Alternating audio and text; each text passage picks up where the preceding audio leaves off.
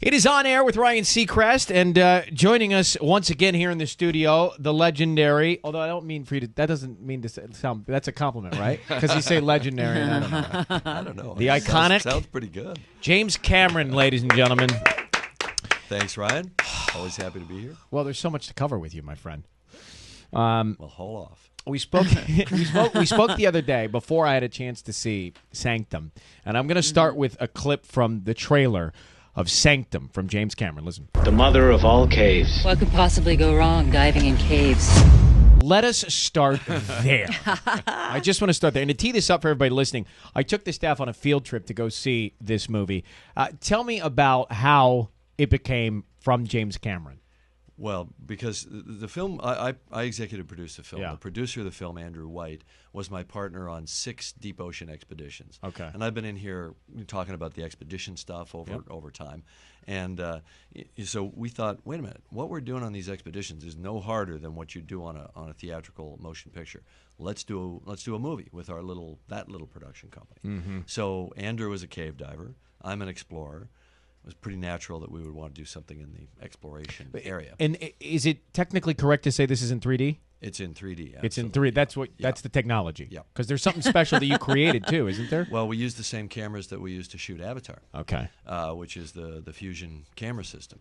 So, because we had this instinct that if you do a movie that's about exploring a cave, both underwater and kind of in the air chambers of the cave, it's all about that sense of entrapment.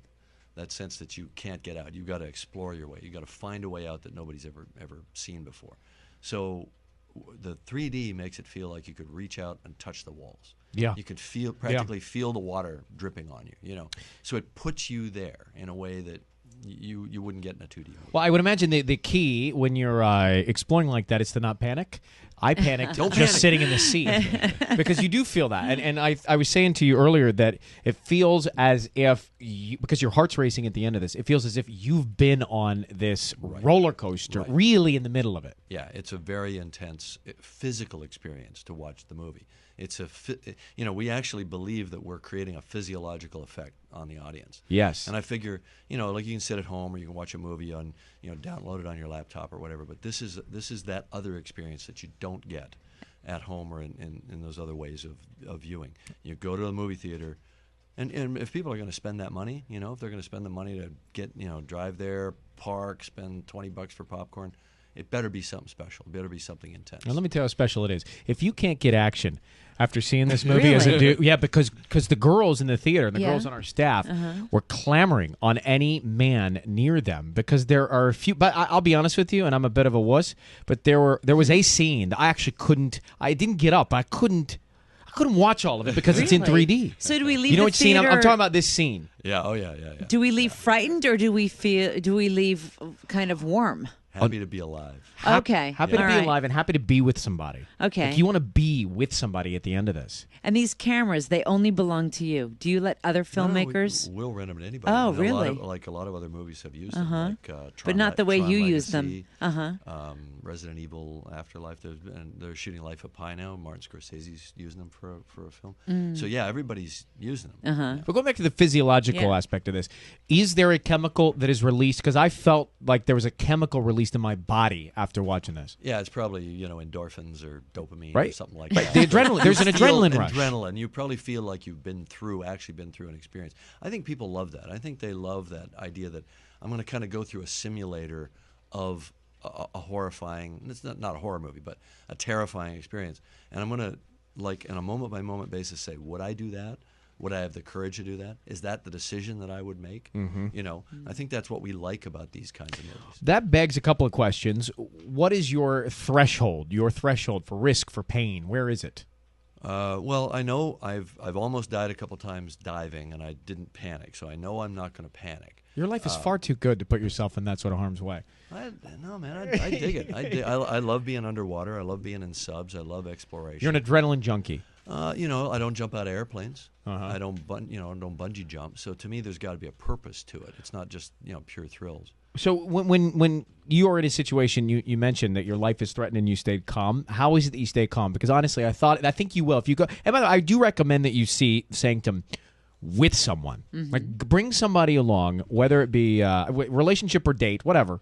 Bring somebody along, because I think this is the type of movie you want to feel together and then talk about after. Oh, yeah.